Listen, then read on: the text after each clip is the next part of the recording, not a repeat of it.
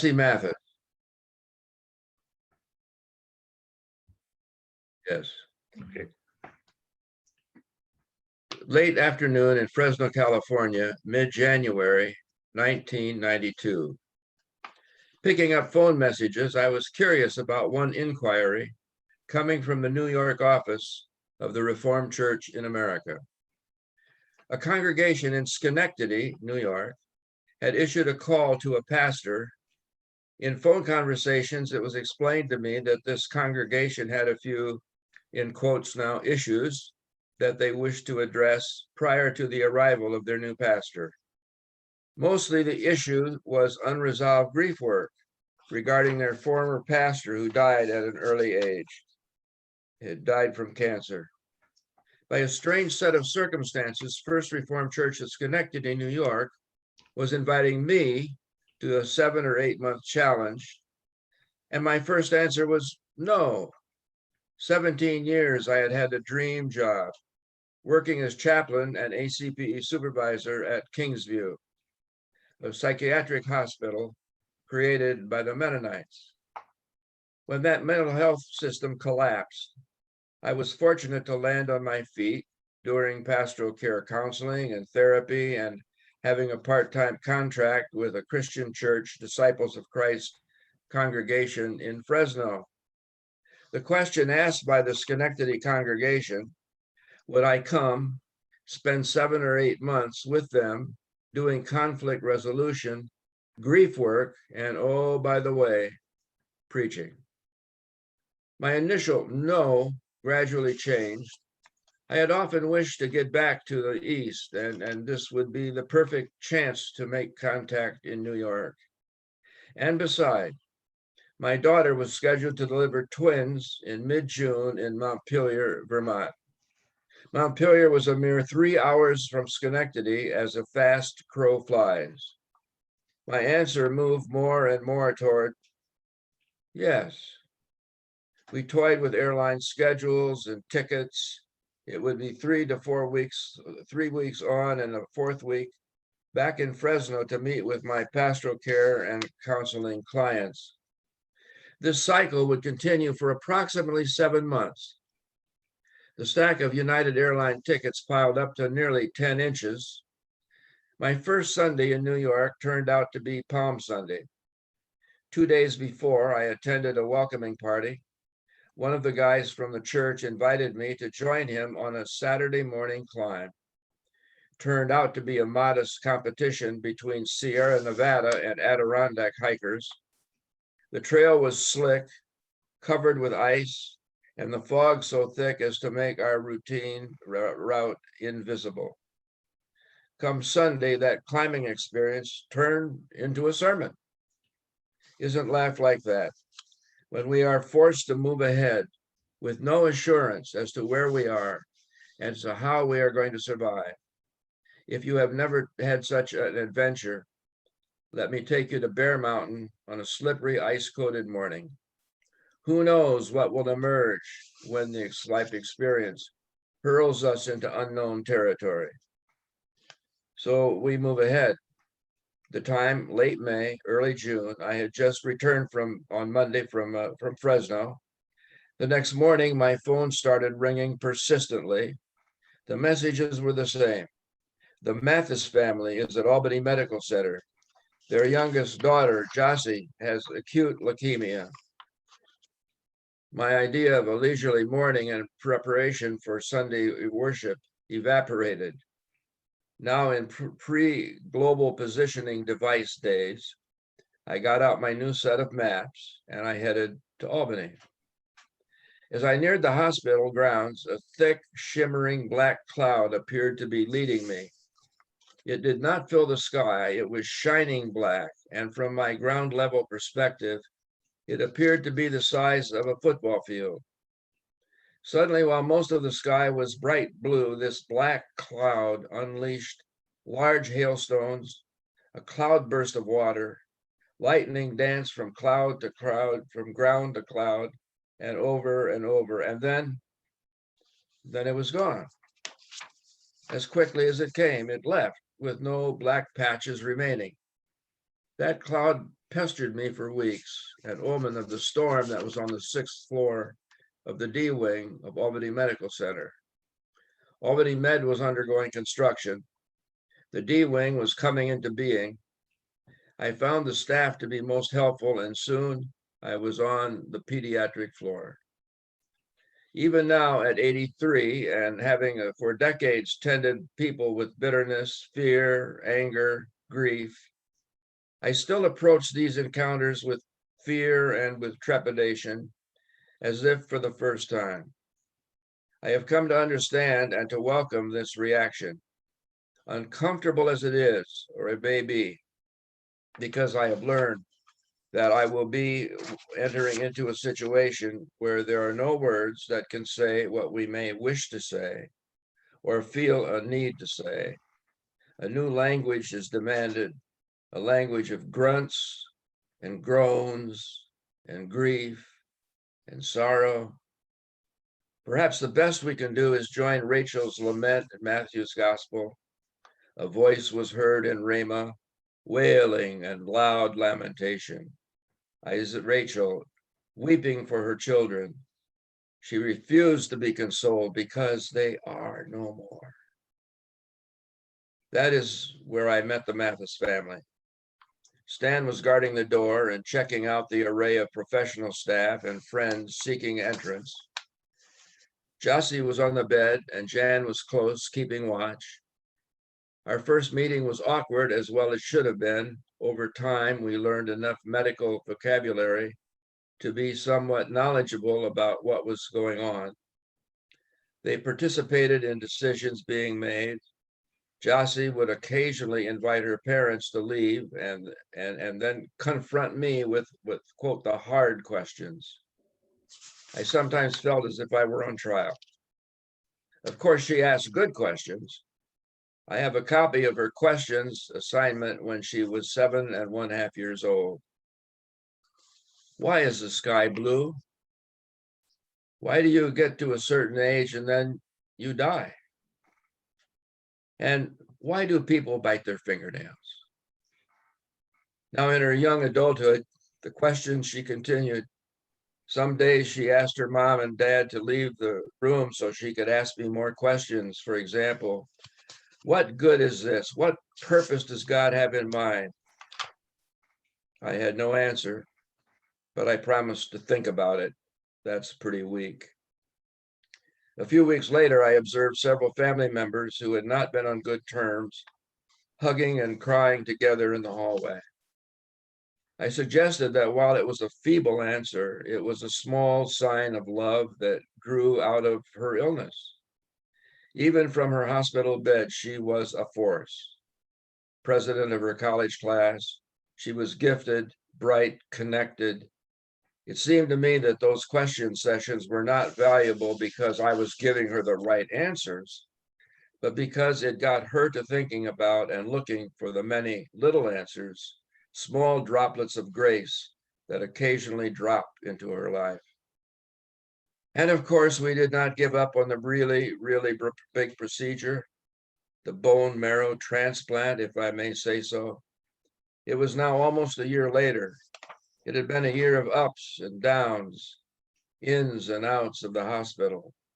I was back in Fresno with nearly nightly phone calls, an exchange of ideas, sharing of stories and prayers, and then it happened. A woman near Phoenix, Arizona was the perfect match. She agreed, and preparations were made, and we were thinking, huge miracle, when the donor, on the way to the Arizona hospital, changed her mind. We knew that Josie now had come to the last days of her earthly pilgrimage. She reminded me of the little things that we might miss. In her last days at the Cleveland Clinic, while we were fixing on a big miracle, for example, bone marrow transplant, she pointed back to the small things of those early AMC conversations when the transplant hopes were high, only to be dashed and suddenly out of reach. We all knew instantly that it was time to say goodbye. I was in contact by phone quite often, nearly every day from Fresno. The last time we talked, the afternoon before her death, she had a surprise for me. I know there is a neighboring church that has interviewed you, and they will announce that you are going to become their pastor sometime soon. I also know that 40 or so families from our church will be leaving to join you on Sunday, the Sunday you're installed. Oh, I appreciated her matchmaking, but having worked with the first congregation as an interim pastor, well, that meant that I could not go to the neighboring church as their pastor. I thank Josie for her insider information. At the moment, it seemed that would be the best that she could do with it. But for Josie, it was a big deal to be in on this huge secret.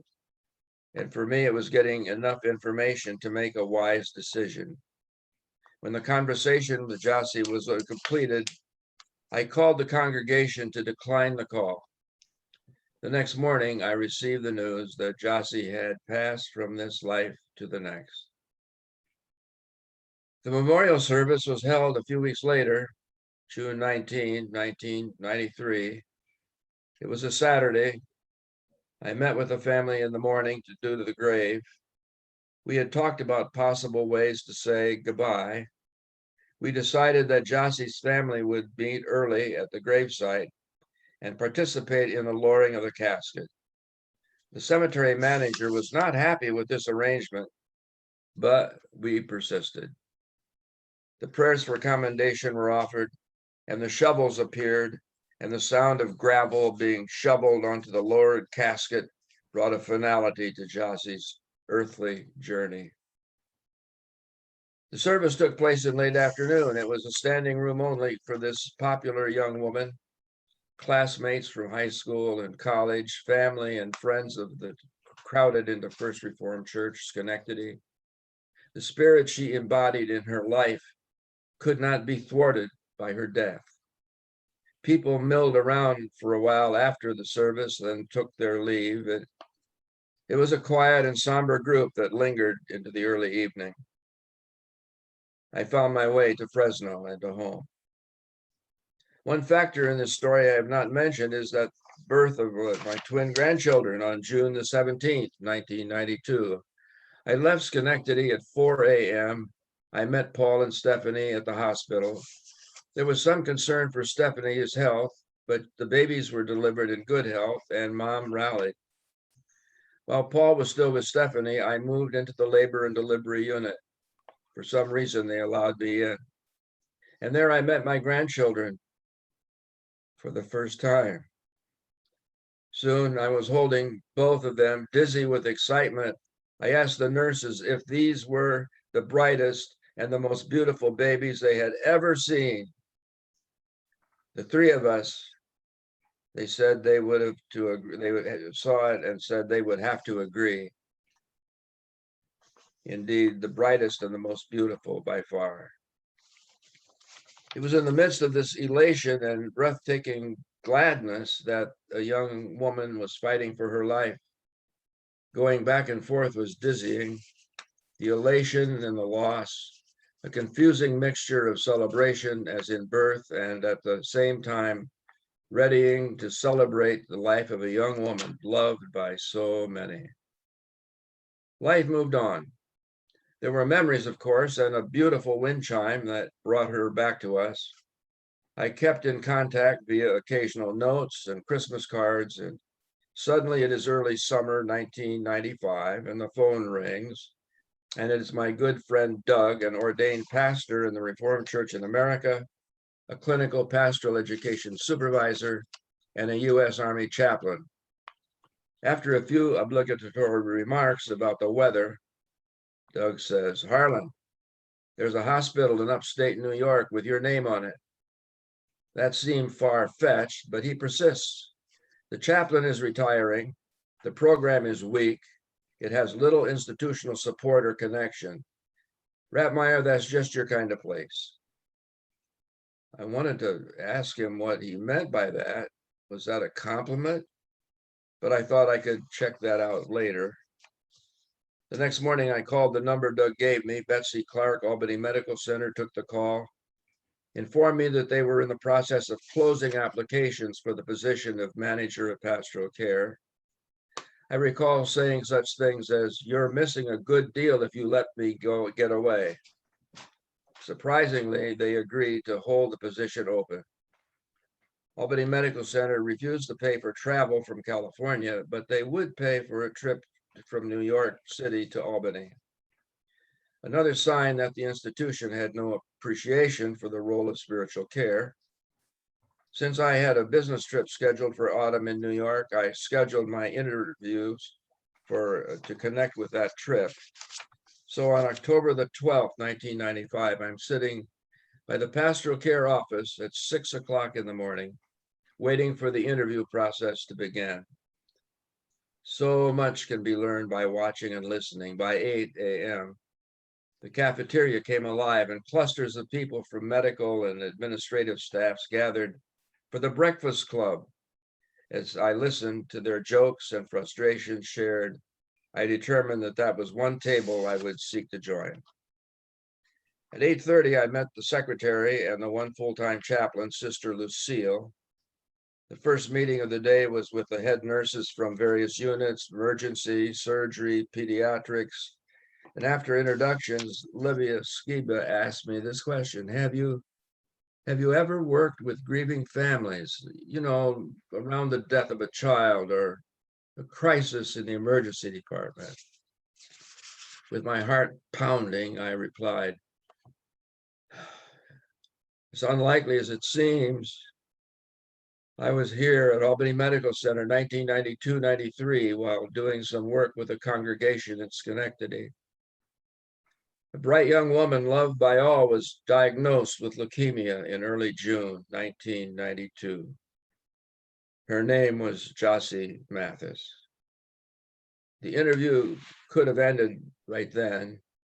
Some of the nurses began weeping, and others started to tell me the stories of Josie. In fact, many of those who work in the PEDS unit had attended Josie's funeral, and they told me what I had said. I told them, well, I was that pastor. A few of the nurses continued weeping. It was one of the most unusual job interviews I could possibly imagine. The rest of the day flew by. In reality, finally, interviews of the day were with the person who was going to do the hiring. It went poorly, I thought. She made me promise that there would be no clinical pastoral education at Albany Med. I agreed, and a year later, we began the accreditation process to become an ACPE center. I was offered the job by the time I got back to Fresno. A hiring freeze for a couple of months at the hospital prevented further conversations. It was early January when the freeze thawed. It is now April 1, 1996, April Fool's Day. I'm seated at the desk of the nurse manager, signing myriads of papers that must be dealt with. Now I'm down to the last paper. I pause and I pick up the pen and I think, thank you, Josie. You did what you predicted, times 10.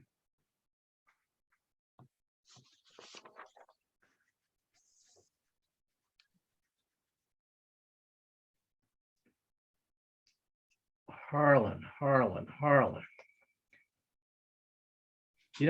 I've known parts of that story because it's there, but to have it all in one place is such a gift of grace and love and of the amazing person that you are, Harlan. I mean, I don't know how else to say it. And I would only add that if it means anything, Harlan wrote that eulogy on my back porch. I just, Yes, just getting an oar in the water. that's true. It was your home where I sat on the deck and wrote what I was going to write amid tears flowing. Oh, It was such an incredibly intense time. Yeah. So that was really. Um, I I I have to take a pause. We need a pause after that story, and I want to introduce you to a person who I admire that I've never met live. Uh, but I want you to meet Jack Riddle, who's here in the red shirt and the beard. He looks like he could be Harlan's brother, but he's not. Um, and I've come to know him through a dear best friend from Colgate, Paul Bradley. Um, Jack got his master's at Colgate, and we never crossed trails there. But Jack is a poet. He was a professor of creative writing and poetry at Hope College. And just before you got on, Jack, I was encouraging Kent Busman when he went to visit his son, who's a vet in Grand Rapids, that he should go down to your little town and buy you lunch and a beer in that little restaurant where you have Thursday night round top. So you guys are onto that. I will connect you by email because Paul and I may not make it out there, but it's a destination. And I want to share with you one of Jack's poems that I use in Jazz Vespers and I use in this program. And I'll just share you. And it's not necessarily my favorite. It's the first one I could put my hand on. Its title is After Spending the Morning Baking Bread. Our cat lies across the stove's front burners, right leg hanging over the oven door. He is looking into the pantry where his bowl sits full on the counter. His smaller dish, the one for his splash of cream, sits empty. Say yes to wanting to be this cat. Say yes to wanting to lie across the leftover warmth, letting it rise into your soft belly, spreading into every twitch of whisker, twist of fur and cell, through the Mobius strip of your bloodstream. You won't know you will die. You won't know the mice do not exist for you.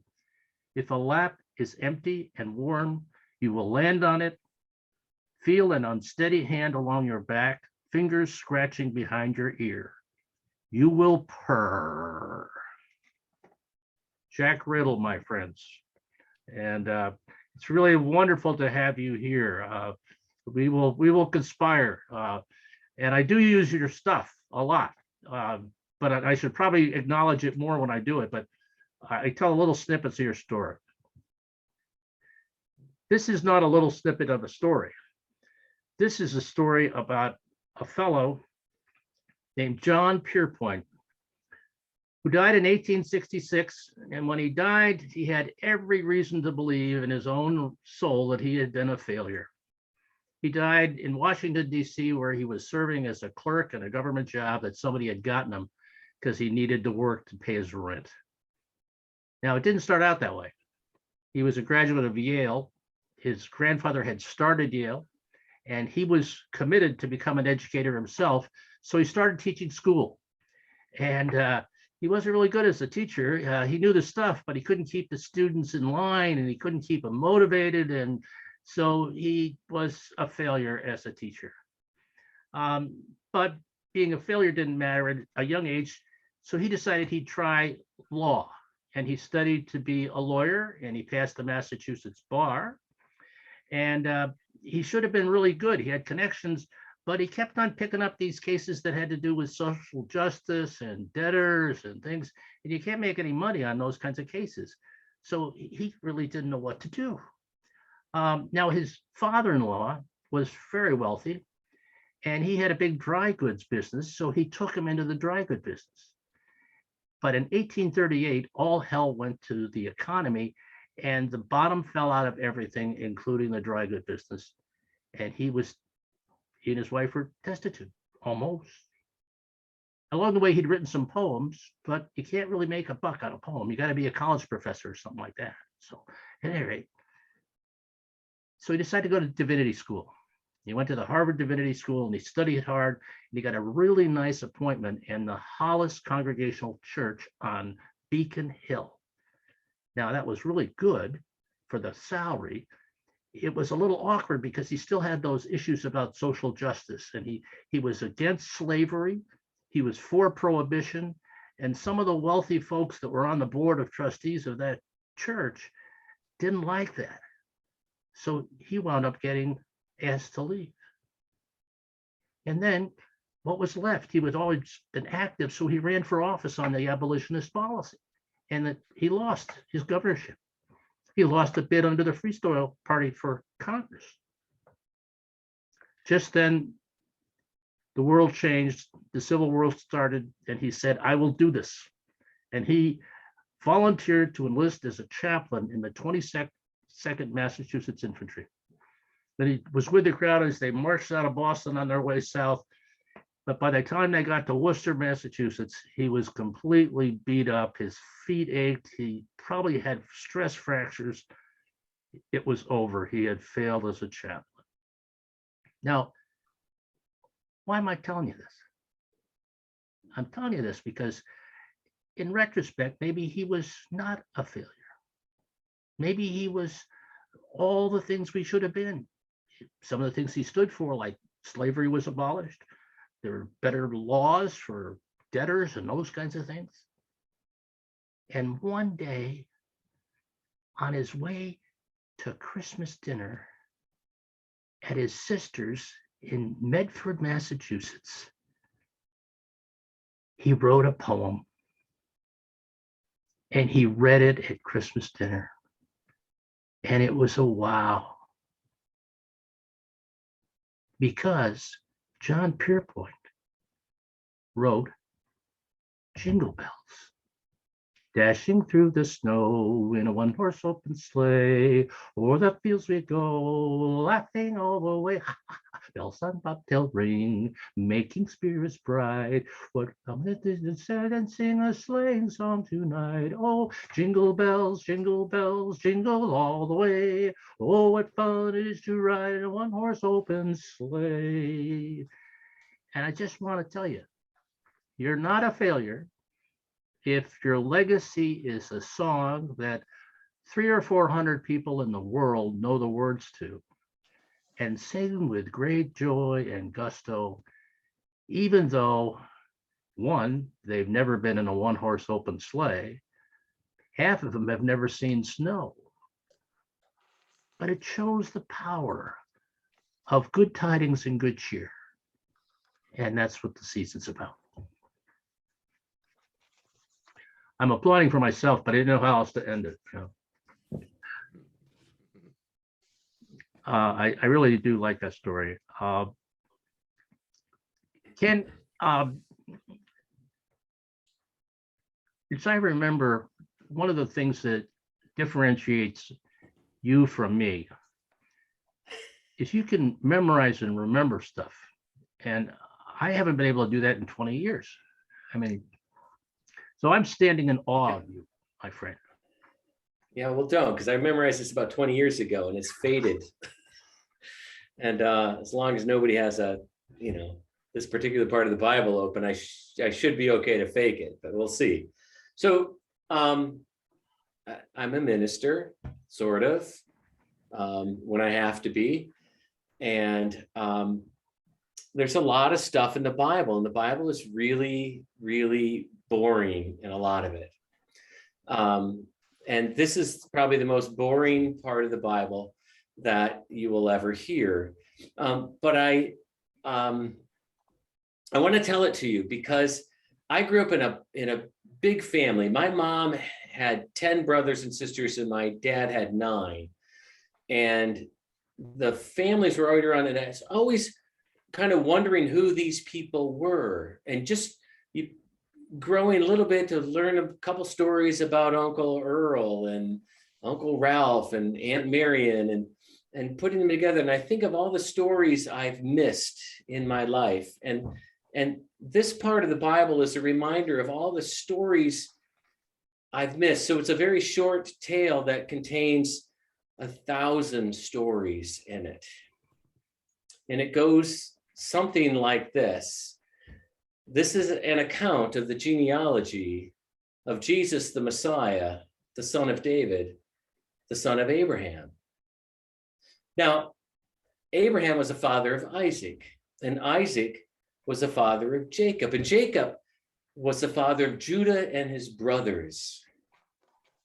And Judah was the father of Perez and Zerah by Tamar. And Perez was the father of Hezron, and Hezron was the father of Aram, and Aram was the father of Aminadab. And Aminadab was the father of Nahshon, and Nahshon was the father of Salmon, and Salmon was the father of Boaz by Rahab. And Boaz was the father of Obed by Ruth. And Obed was the father of Jesse, and Jesse was the father of David the king. Now, David the king was the father of Solomon by the wife of Uriah. And Solomon was the father of Rehoboam. And Rehoboam was the father of Abijah. And Abijah was the father of Asaph. And Asaph was the father of great jumping Jehoshaphat. I added that part. Jehoshaphat was the father of Joram, and Joram was the father of Uzziah, and Uzziah was the father of Jotham. And Jotham was the father of Ahaz, and Ahaz was the father of Hezekiah. And Hezekiah was the father of Amos. And Amos was the father of Josiah.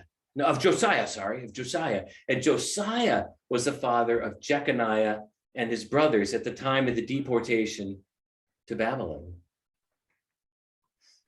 Now, after the deportation to Babylon,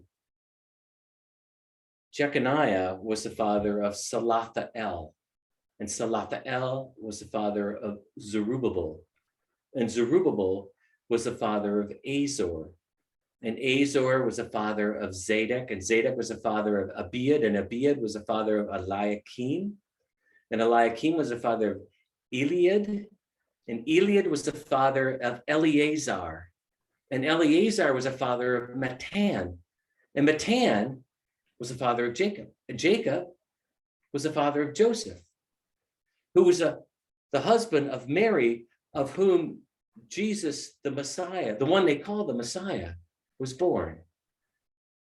So there were 14 generations from Abraham to David, and 14 generations from King David to the deportation into Babylon, and 14 generations from the deportation to the birth of the Messiah.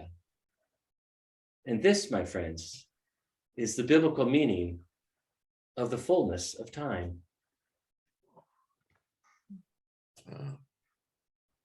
And I often think of my aunts and uncles when I tell that story, and what I don't know about them and what I don't know about these people, but it must be something. Awesome. So I don't quote me on that, by the way. Don't there may be some names that may be out of order, but unless you recorded this, so this I could be in trouble. Record it, so I think we'll have it for an archive, a Three Spirits archive. Although I love, you've named some of your dogs after people in that genealogy, right? You had a Boaz, you had an Obadiah, right? Yep, Obadiah, and we had a Jonah. And then Jonah, but Jonah's not in the line, no. No, he should be. He should be. Yeah.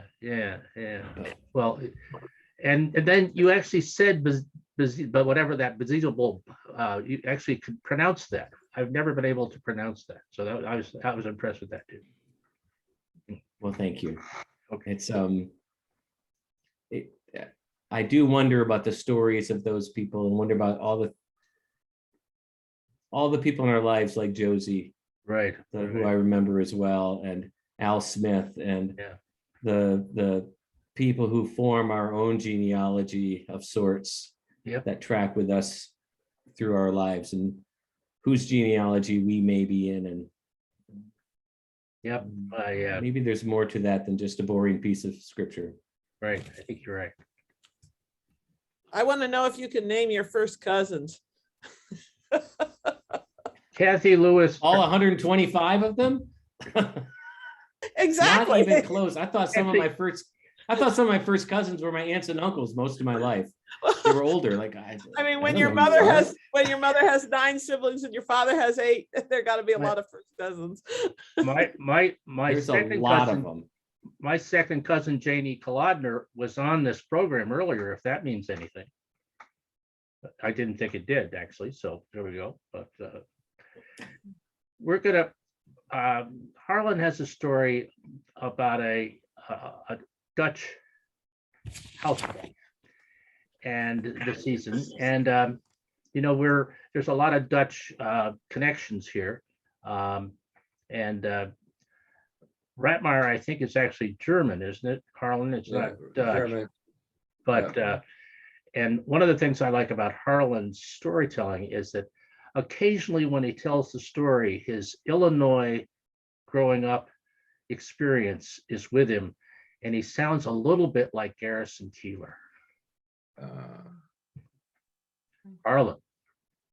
Okay, so this story may have it about a Dutch housewife, but it's more about a woman who's a Dutch housekeeper and struggling for her life in some ways. You'll see. It was mid-July, and already I was falling behind in my intention to visit the shut-ins at least once a month. By that time, 2 weeks into my role as pastor, I had picked up rumors about some of those on the visitation list. There was one woman whom everybody mentioned. Pastor, be prepared when you go to visit Hattie. She's a tough one. I pushed for clarification. Hattie, by their accounts, told the exact same story, word for word, to everyone who dropped by every day, every year. Resolving to handle the tough ones first, I headed over to Hattie's place on my bicycle. That I should be out on a bicycle doing visits was itself a topic of concern for some members of the congregation. But that's a story for another time. Bicycling was not Hattie's concern. She seemed to be trapped in her own story. Since she had no phone or doorbell, she would shout, "Come in." The moment that I made eye contact, she began her lament, just as these people at the church had warned. Hattie's little house was one small room, toilet, bathtub, electric burner to warm food and to keep herself warm. Guests sat on the rim of the large bathtub. There was no bed, only a huge stuffed chair where Hattie sat day and night. This space was home.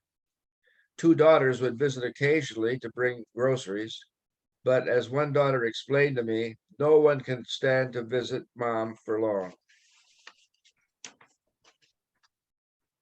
I was adjusting to the physical space, which I found oppressively small and unclean.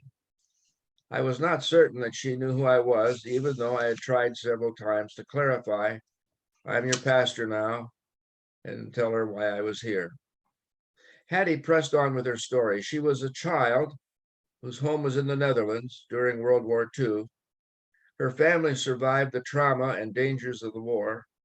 They escaped with nothing but the clothes on their back.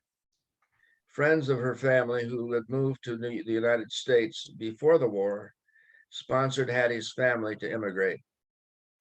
Living through the trauma of war, the family was elated to know that they were on the high seas, sailing off to the land of freedom. Hattie had vivid memories of those bittersweet days, saying farewell to family and friends they would never see again, boarding a ship that would take them to the promised land. As Hattie told her story, she did it with deep feeling, weeping, shouting, gasping for air. She remembered the train ride to Chicago and finally boarding the boat that would carry them to Muskegon. Somewhere at that midpoint on that trip from Chicago to Muskegon, a fierce storm came up, capsizing the boat. Nearly everyone drowned. Hattie was rescued by a man who was an excellent swimmer, holding her until a rescue vessel arrived. Many people perished, including her mother and her father and her 2 brothers. Hattie was taken in by relatives who had sponsored their family. briefly stated she was a troubled little girl with great emotional needs, taken in by a family who cared for her out of a sense of duty. After many stormy years, Hattie ran away and worked as a housekeeper, and she married, and she had 2 daughters, but in her old age, she was basically alone. As I left her feeling exhausted, I began pondering how we might improve her quality of life. Contacting a daughter who gave me more information, her mom did not wish to move to a better house, and the daughter said, "You can never talk to my mom. You go there to listen." And that proved to be the case. Month after month, I went there to listen. The visits were quite the same, a lot of weeping as she repeated her incredible sad tale. By October, I began asking, what am I missing? I kept going back to something her daughter had said. You don't go there to share anything with your mom. You go there to listen. This ritual had started some years ago and now had driven all but the most hardy members of the church away. If you come here to visit at all, if you come here at all, you come here to visit. November came, with Thanksgiving just a few weeks away. I scheduled my visit with Hattie a week earlier. Snow covered the ground. Hattie was sitting in her chair and expecting me to get on with my pastoral duties. And I did, but not as she expected. I stole her speech, bursting out in lamentation, standing, waving my arms, shouting her words just as she had done with me every month, repeating her words back to me with dramatic intensity she used to tell her story. Oh, Pastor, you have no idea how I've suffered. Let me tell you what it was like to leave my friends in the Netherlands. The boat ride was awful, and I became ill, and my parents died, and on and on and on she went. Using her language, repeating her story, engaging in psychodrama. I was so loud, shouting as she did, hoping no one was listening. My cheeks were wet with tears. As my recitation came to an end, she sat quietly with tears tumbling down her cheeks. We held this silence for some time, both sniffing a bit. Finally, I broke the silence and I asked if she wanted to hear a psalm, and she replied, "Not today." I said, "A prayer?" She said, "Not today." I remained a little while longer, sensing this space, this little house with no dividing walls, this shack had become holy ground for us. A few weeks later, her daughter called. "Pastor, what did you do to my mom?" "What did I do to your mother? What's going on?" "Well, the most amazing thing happened. We were bringing her groceries and we talked. We talked. What did you do?" A long pause. "Well, I took your advice. You said when you go to visit my mom, you go there to listen. And finally, I got it. I listened." Spending each day as an orphan, living in a home where you're not wanted. There are no words for that. St. Paul advises such deep listening. Rejoice with those who rejoice, and weep with those who weep. Our little congregation gave Hattie a lot of groceries, partial payment on electricity bills, little baskets of gifts at Christmas. And then there was Hattie's gift to us, to the congregation. She taught us to listen, to really listen. Hattie, the one we went to help, bringing us the help we needed.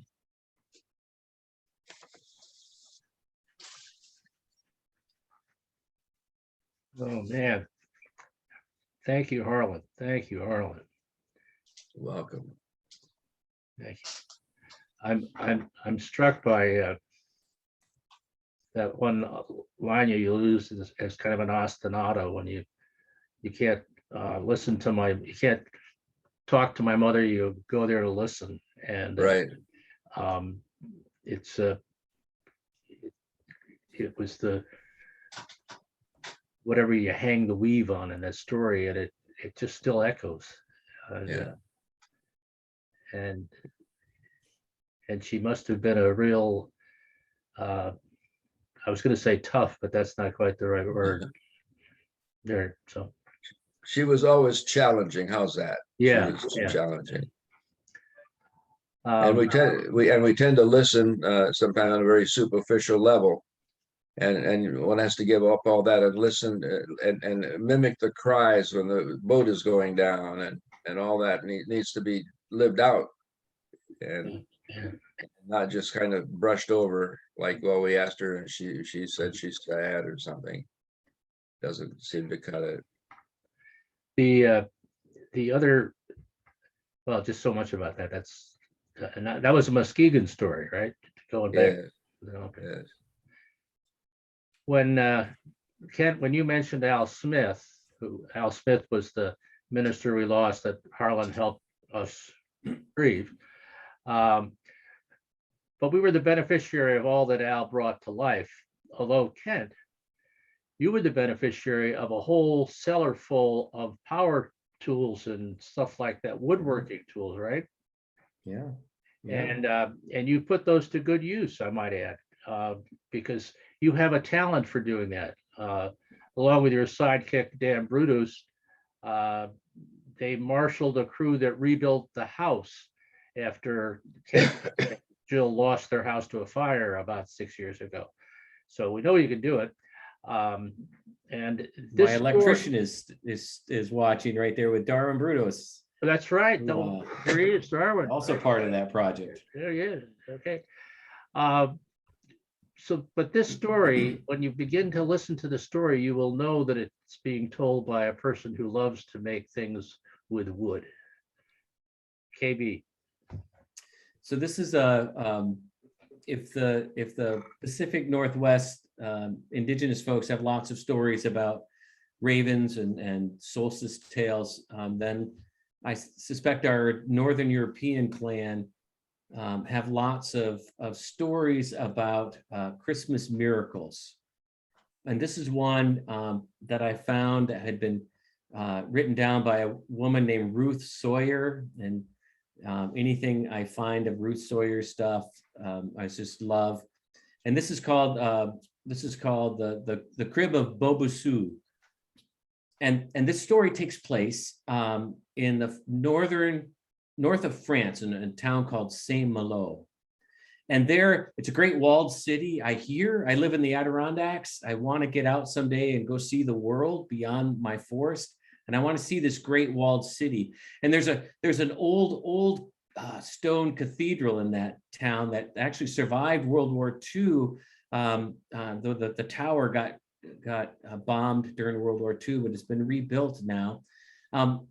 But this town has a tradition that's hundreds of years old, that on Christmas Eve, as it gets toward midnight, all the bells in the town will start ringing, and people will file out into the street and will walk to the great cathedral in the center of town, and they'll go in there, and then almost as if by magic, suddenly all the candles will be lit that these people have, and the church will be filled with light. And up front, the curtain will part, and there will be Mary, and there will be the baby Jesus in a crib right there, and the choirs will come in and singing, and we usher in the Christmas season with this great festival of light and hope and warmth and singing. And this has gone on in this town for hundreds of years. Now, long ago, there lived in this town a small orphan boy who worked in the shipyards as an apprentice for the shipbuilders. And they called him Bobusu, which means hunchback, because this boy was not born straight and tall like most boys. This boy was born bent over and broken. But he was skilled with his hands, and he was a good learner. He loved working on building those ships, using the planes, using the draw knives. And he was particularly good at the delicate work at making the prows of the ships and the angels and the women that come out of the ship's prows. Now, this boy was respected there in his little place in the shipyard, but when he would go out in the streets, the other boys, they would taunt him, and they'd yell, Bobo Sue, and they would throw stones and garbage at Bobo Sue and taunt him, but nothing kept him away from Mass on Sunday. For he loved being in the church, and he loved Jesus, and he loved being present because Jesus was his brother.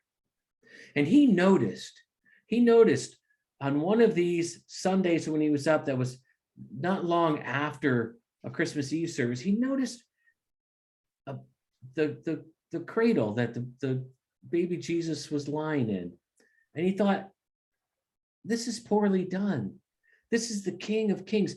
I will make for him. Jesus, I promise to you by next Christmas, I will make you a beautiful crib to lie in. And that was his solemn vow that he spoke at the foot of the cross there in the great cathedral, Saint-Malo. And he went out and he was dedicated, and he spent the rest of that spring and early summer looking for bits of wood that'd be worthy of a cradle. And he didn't want to make just any cradle because he didn't know how to make a cradle, but he knew how to make a ship. So he decided to design the cradle as a small boat, and it would have 2 angels on the prows on either prow of the boat. And he began to look for wood, and he found some ash that was left over from a ship that they've been building, and he used that to make the gunnels of this boat. And he found some cherry that was left over, and he had just enough to make the ribs of this cradle. And he used his knife, and he gathered together oak that he could make into planks for the side of the crib. And he worked all summer on this and into the fall, and it started to turn winter, and he was getting close to being done. He had carved, in fact, one of the angels for one of the prows, but about 2 weeks before Christmas, disaster struck. The mayor of the town had decreed that the shipyards are to work from morning to night, that they must work to finish the prize ship of the fishing fleet to go out that must be finished by the new year. And so Bobo Sue had to work all day in that short light, and he'd get home and he'd get to a small hut, and he would work by candlelight trying to get this cradle done, but it would get dark so fast, and it would get cold, and his hands would freeze with the tools, and he couldn't hang on very well. And it was getting closer and closer and closer to Christmas, and he despaired because he was not going to be able to finish his sacred vow he had made to the baby Jesus the year before. And on Christmas Eve day, they let the workers get out of work in early afternoon. So there was just enough light left. So Bobo Sue went home, and he had a lot of sanding and polishing to do, and the one prow was not finished, and 2 of the planks were not even on yet. And he worked, and it got dark, and it got colder because he had no money for heat or for coal, and his hands froze, and he started to drop his chisels, and he dropped his draw knife, and he worked hard, and finally he stopped in the darkness, and he couldn't see what he was doing. And he just lay over that little ship half built, and he began to weep. And he must have fallen asleep while he was weeping, because he suddenly saw a light, and he looked up, and there was a boy standing across from him. And the boy's eyes were as deep as the ocean waters. And his hair was as black as midnight with streaks like galaxies in it. And the boy said, "Give me your tools." And Bobo Sue said, "Who are you?" And the boy said, "I'm a carpenter's apprentice, just like you. Give me your tools." And Bobo Sue said, "Can you help?" And the boy said, "Lie down, and I will work." And Bobo Sue fell asleep. And then he heard, the next thing he heard were the bells ringing. And Bobo Sue woke up in a panic that he hadn't finished his job. And there was a dark-haired boy putting the last bit of polish on the finished boat that would be the cradle for the baby Jesus. The Bobosu just looked at him in amazement. And the boy said, come, grab one in and we'll go to the cathedral. I know a back way in. And they got up and they carried that boat through the winding streets of the city, and they got to the great cathedral, and the boy led him to a door that Bobosu had never seen before. And they got in the back and they were behind the great curtain. And the boy said, here, put the cradle down here and I will take the old manger away. And Bobosu put it down, and he took the doll that would be represent the baby Jesus, and he laid it in that ship cradle with the two angels coming over him with the polished smooth ash gunnels and the cherry ribs and the oak planking. And he set the baby in, and just as he set the baby in, he looked down, and there the baby looked up at him with eyes as deep as the ocean and with hair as black as midnight with streaks in it as though they were galaxies shining far off. And the baby smiled at Bobosu. And then the curtain parted, and there were all the congregation before him, and all the candles were lit, and everybody gasped. For they saw the baby move, and they saw the broken boy stand up. And he was tall and straight, and he no longer had a hump on his back. And they had witnessed the miracle of the coming of the Christ child. And from that day on, the orphan boy was no longer called Bobosu or Hunchback. They named him John, after Jesus' favorite disciple and closest friend. And John lived and worked in that city for years. And if you go to St. Malo, even to this day, and if you're there on Christmas Eve, you will see a manger shaped like a boat with two angels watching over the baby Jesus. And if they know the story, they will tell you again of the time the hunchback boy became whole and the baby Jesus came to visit them in their cathedral. Ruth Sawyer, The Crib of Bobosu. Oh, thank you, Kent. I love all the weaving of the detail in that you do, and that's just an additional element of it. And with all that poignancy, I'm gonna share a story of a little bit of frivolity to kind of take us out. For those of you who know me, you know that I have over the years acquired an affinity through the gift of a good friend who went to clown school. And she walked into our kitchen and gave me a red nose and said, look at yourself in the mirror, because you take yourself too seriously at times, and there's no way you can take yourself too seriously at a red nose. Now, if this was a live performance, I would have a bag of red noses and I would sprinkle them all out, and I would finish the story with you guys all with a red nose. But I can't do that. So I would just remind you of what you might do if you come to find a red nose this holiday season. And I want to share with a story about how we got red noses in our holiday. It's due to a fellow by the name of May. Robert May, was raised in New Rochelle, went to Dartmouth College, got out of Dartmouth with a degree in English, and wanted to write a novel, but had to work, and it was the roaring 20s. So he went to work for big retail outfits doing advertising and copy.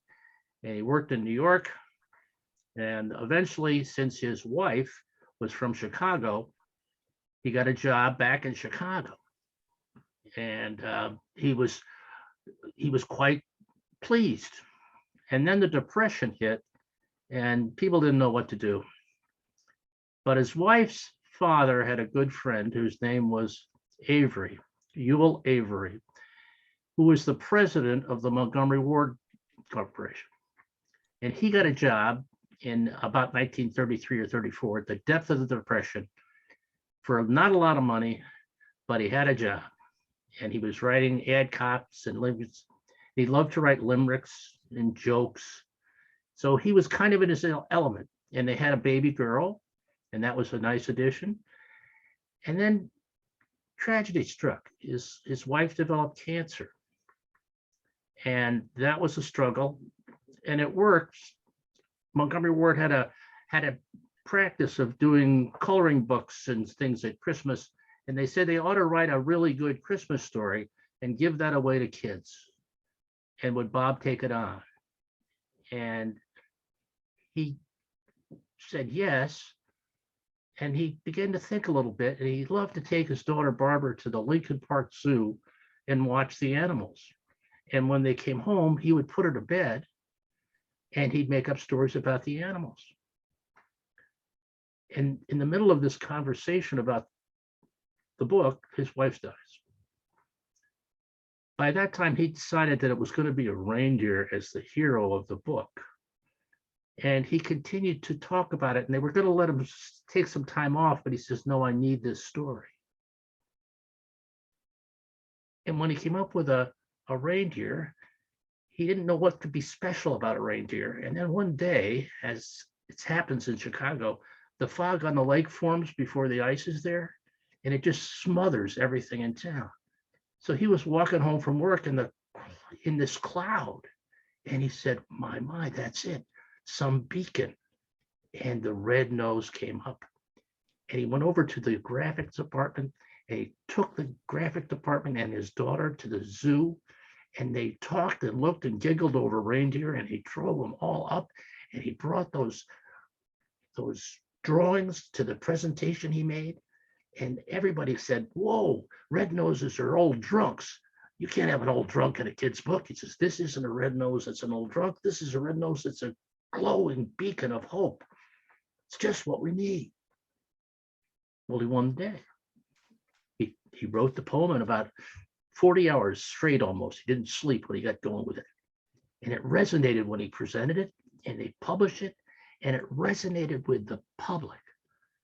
So much so that Montgomery Ward gave away 4 million of those books in 1940. Well, by 1941, the world was looking different. Bob May went into the Army.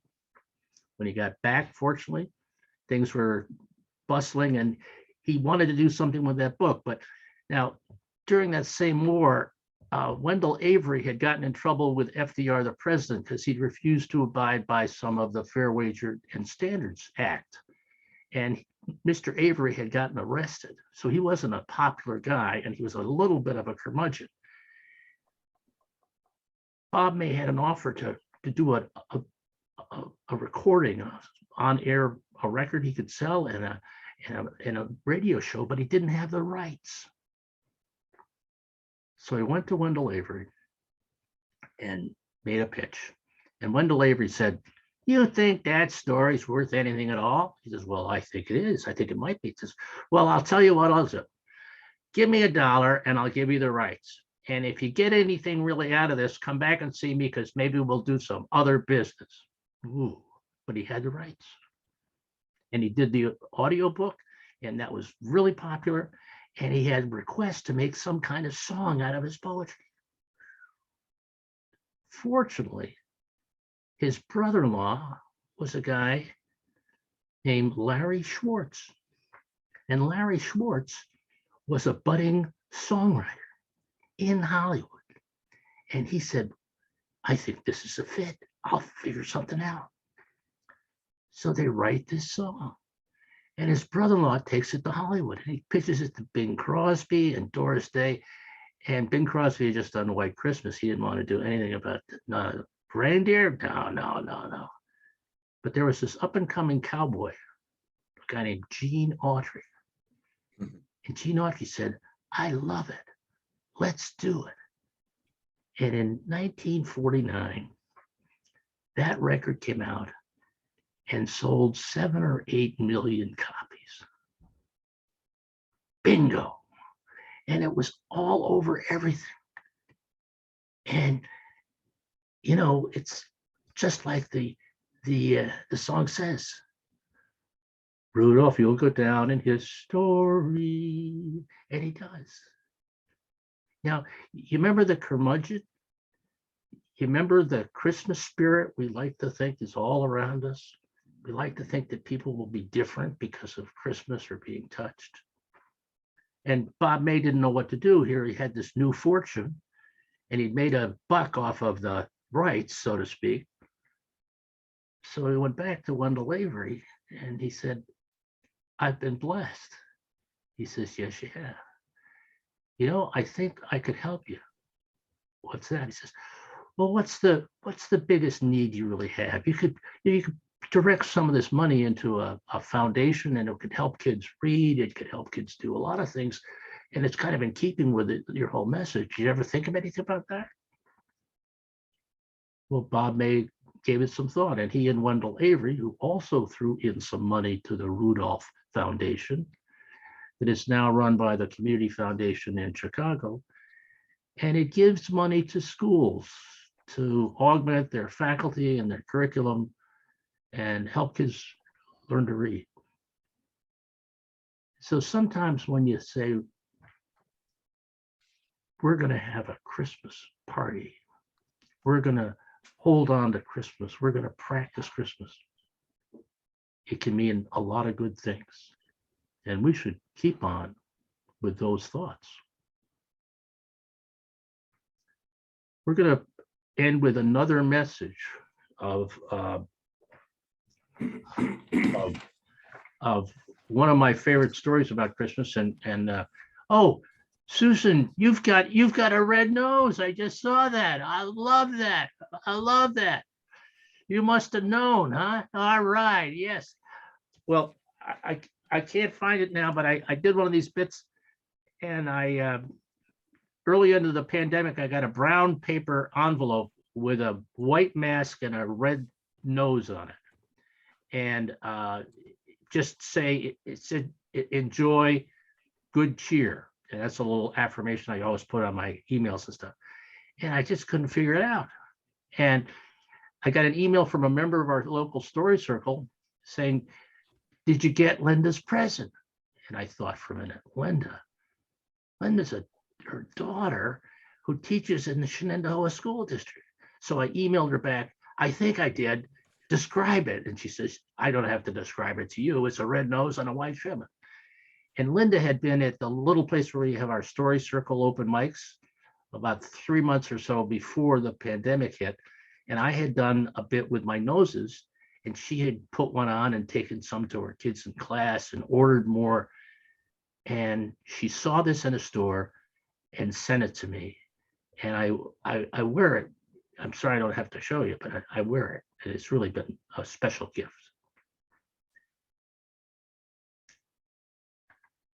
The story that we're going to kind of end with is the closing of A Christmas Carol. And we know the story of the curmudgeon like Wendell Avery. We know that story. Remember how it ends. It ends with him, with Ebenezer Scrooge terrified of the gravestone that he's seeing in his dream. And he says to the ghost, you know, how can I reverse that? And the ghost says, you know, I will honor Christmas in my heart and try to keep it all the year. I will live in the past, the present, and the future. The spirits of all three shall strive within me. I will not shut out the lessons that they teach. Oh, tell me I may sponge away the writing on the stone. I don't know what to do, cried Scrooge, laughing and crying in the same breath. and making a perfect buffoon of himself with his stockings. I'm as light as a feather. I'm happy as an angel. I'm merry as a schoolboy and giddy as a drunken man. A Merry Christmas to everybody. A Happy New Year to all the world. Hello there. Whoop, hello. Boy, what day is it? Why, good sir, it's Christmas Day. It's Christmas Day, said Scrooge to himself. I haven't missed it. The spirits have done it all in one night. They can do anything like that. Of course they can. Of course they can. Boy, is that large goose still for sale at the butcher shop around the corner? Good then. Here's 4 crowns. Buy it for me. Deliver to Bob Cratchit's house at 44 Pear Tree Lane and keep the balance for yourself. He had no further intercourse with spirits, but lived upon the total abstinence principle ever afterwards. And it was always said of him that he knew how to keep Christmas well. If any man possesses the knowledge, may that be truly said of us and all of us. And so, as Tiny Tim observed, God bless us, everyone. And what better way to wish you all a Merry Christmas. We really appreciate you tuning in, so to speak.